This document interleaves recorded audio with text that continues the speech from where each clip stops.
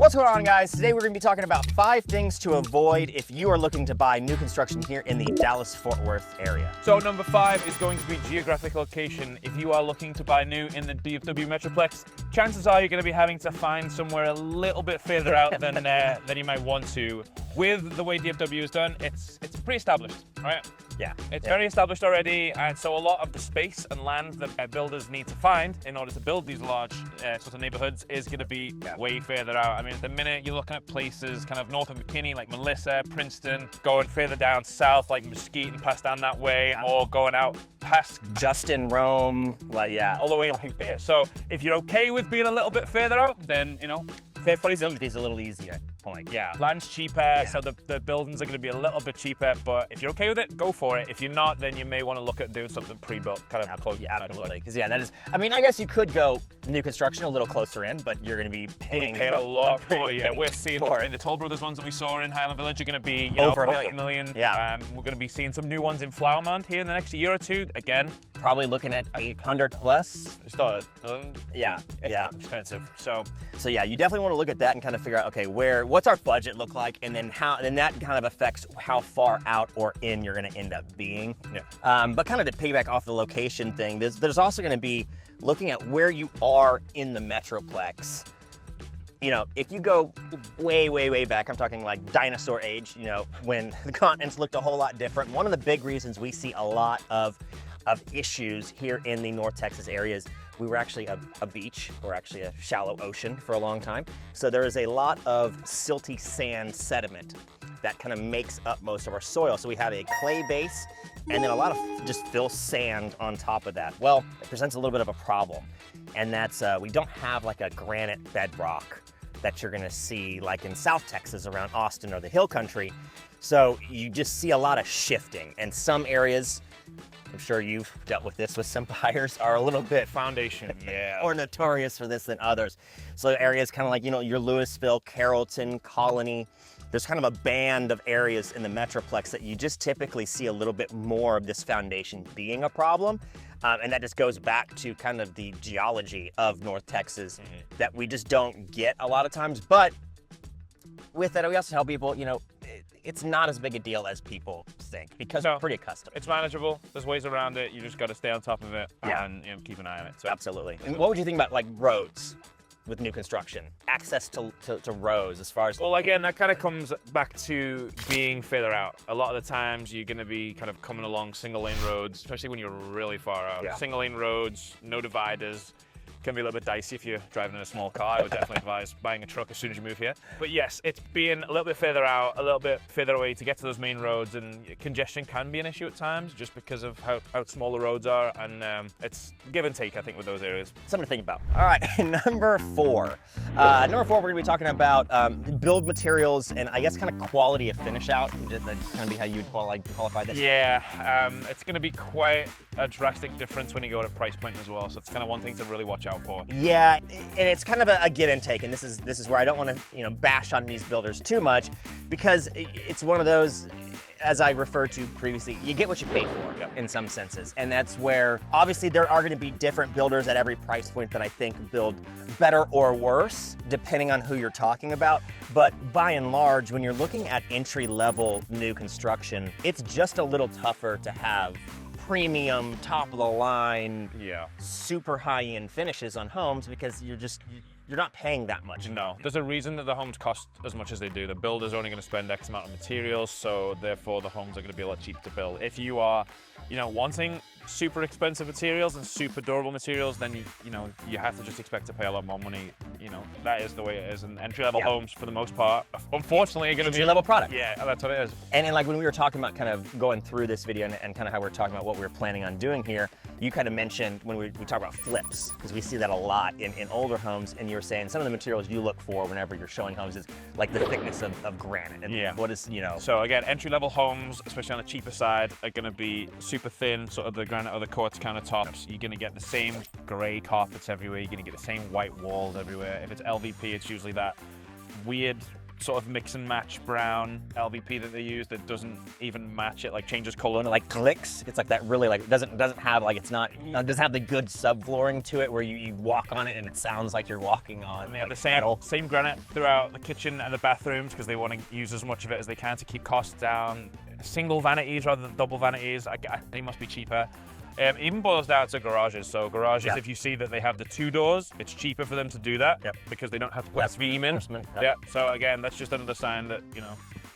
So something to consider, like I said, is build materials, and that's one that if you have the ability to spend a little bit more, again, you're gonna get a little bit better product. So that's one I would avoid would be kind of some of your generic entry levels, your DR Hortons, your CB Jennings, your MI to some degree. They're just gonna have a little bit lower end, which is gonna be okay for the short term.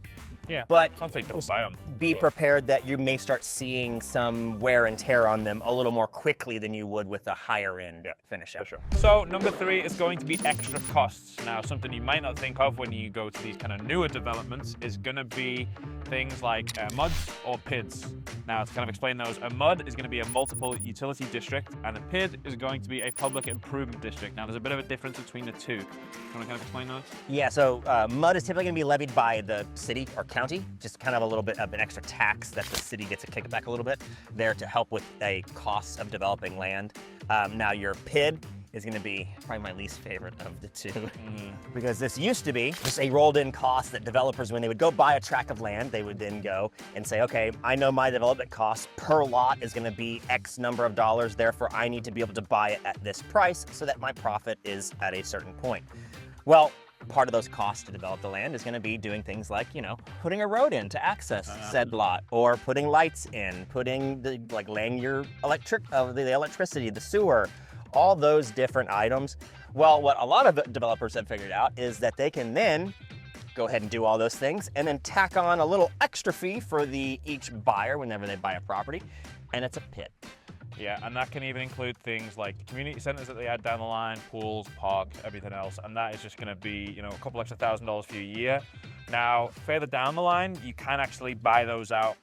They do expire. Yeah, like there is kind of like an end. Hey, once we recoup a certain amount of money, sometimes the PID will fall off in different neighborhoods. But they can also add more after the fact. So, you might think, oh, it's all been paid off, and then 5 years later they say, hey, actually, here's another $10,000 that we need to, do X, Y, and Z. So always something to keep an eye on. Again, just extra fees that you're not gonna, on top of your property tax as well. That's not included in it. Taxes are gonna be another thing to think about when you're looking at where you're gonna be buying. Is city to city is gonna have different tax rates, and they vary from, I've seen as low as 1.3, which blew my mind. I didn't even know that. I was thinking 1.5 was about the lowest I'd really seen, but it's seen 1.3 up to 2.8, 2.9. So that's different areas in the Metroplex, and then also the different styles of the complexes and neighborhoods are all going to add up to different levels of cost. So keep an eye out for what you want to pay monthly when you're buying a home.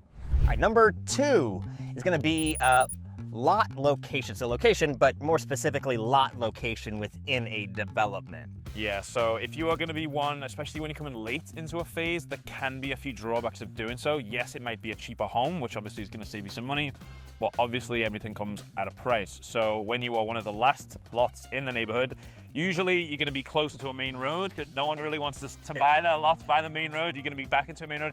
Actually, a great way to see those as well, a little fun fact, is if you look at the pictures and you see a brick wall here in Texas, if you see a brick wall in the backyard, you're back into a main road immediately. Don't even think about it. Also being at the back of a lot, the back of the neighborhood, whenever you are buying the first lots in a neighborhood, you might see they might have a pond, they might have a park, little fountains, everything else. Those lots are going to go first. They're usually some of the larger lots as well. People are going to buy those up, and then all of a sudden what you've got left is the lot right at the back of the neighborhood, and all your view is just a ton more homes. The funky corner, like pie slice lot that wasn't just like a great lot. The weird cousin that's just tucked away in the corner, and then you have to drive all the way through the neighborhood just to get out, which is, adding time to your day.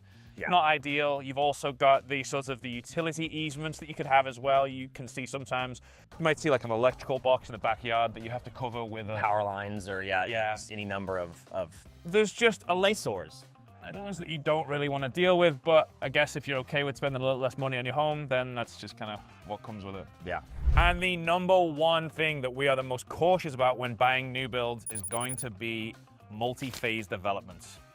Yeah, and this one is definitely one that over the years I've probably seen the biggest drawbacks. As far as all of these go, Yeah. you can kind of remedy most of these pretty easily, or you know, kind of work around them, or not. They're not as big a concern. But this one is probably the largest detriment to people when they go to resell, and that's probably the reason I think we put this here at number 1. And the reason for that is, so when you have a development. And there's a lot of times where you have these big, massive developments that come in, you have multiple builders that come in, and they'll do multiple phases in these developments. So you'll start, and say it started in, round numbers, we'll say 2020, and they plan on building through 2026. It's gonna be a huge development. They're gonna have 3,000 homes in it. If you buy in 2022, so you're kind of halfway through there, kind of the beginning phases, but then all of a sudden you get a job relocation or something, and you have to move, and you're trying to sell in 2026. Right as they're closing this whole development out. I had some clients last year who ran into this problem.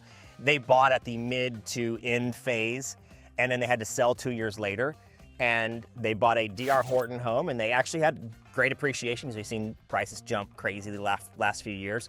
But as the builders go into closeout in these developments, a lot of times they'll just fire sale the last. I mean, how many times have you seen deals and gotten deals for clients on like the last 4 homes? I literally got an email this morning and the homes have been slashed $30,000 because the phase was ending. I mean, you are then having to compete against these newer homes that no one has lived in that cost less.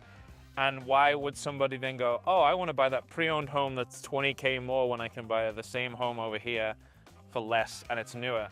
So it's something to really, really be wary of. If you are planning to be in a home for a long, long time, then go for it. If you are like, this is my home for the next 10 years, sure, your roots are here, you have no plans on picking up a job anywhere, there's no other circumstances that would dictate you moving, then do it. But if you are someone that thinks, oh, this is only gonna be our home for 3 or 4 years, we're gonna start a family, we're gonna need more space, maybe don't look at a multi-phase complex. Maybe just find somewhere that, they're only building 200 homes here and that is it. Yeah, that would be. You're gonna be close. They're gonna be done building or selling by time you would even have to consider moving. Yes, and also be wary of the land around you. Even if there is a phase that is just gonna be the one phase, but you see on the map that there's a bunch of open land by it that hasn't been bought yet.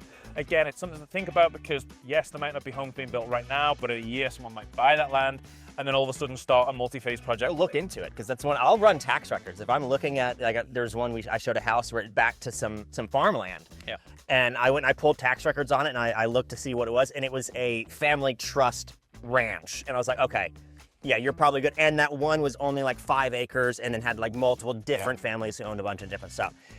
Like Toll Brothers has bought up every chunk of land in all of North Texas. So if you pull and look and go, oh, Toll Brothers LLC owns that land, that's probably going to be developed at one point in time. So yeah, again, just take it under consideration that you may have it going in behind you. So just consider everywhere around you. It's not just a case of what's being built right now, but it's also what could be built in the next few years. Because again, DFW is just constantly expanding. People looking at people moving here. I mean, what we're seeing right now is a lot of people who are selling are leaving. Yep. And everyone who seems to be buying here is all relocations. So yeah, just be wary that this city and this metroplex is just going to keep getting bigger and bigger, and there's going to be more and more homes being built. Thanks for sticking to the end, guys. If y'all want to see other videos of us touring some beautiful new construction homes, check out over here, and we will see you guys in the next one. See ya.